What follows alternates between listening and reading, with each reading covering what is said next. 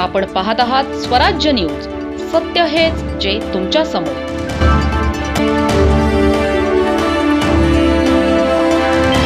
आखाती देशांमध्ये युद्धजन्य परिस्थिती निर्माण झाल्याच्या पार्श्वभूमीवर धुळे जिल्ह्यात इंधन टंचाईच्या अफवा पसरत आहेत.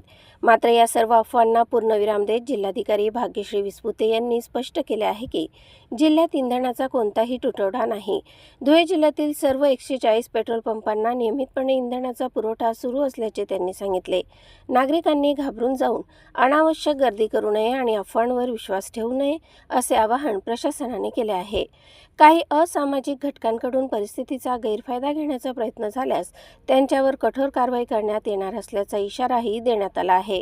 केवळ शासनाच्या अधिकृत माहितीलाच नागरिकांनी प्राधान्य द्यावे असेही स्पष्ट करण्यात आले आहे.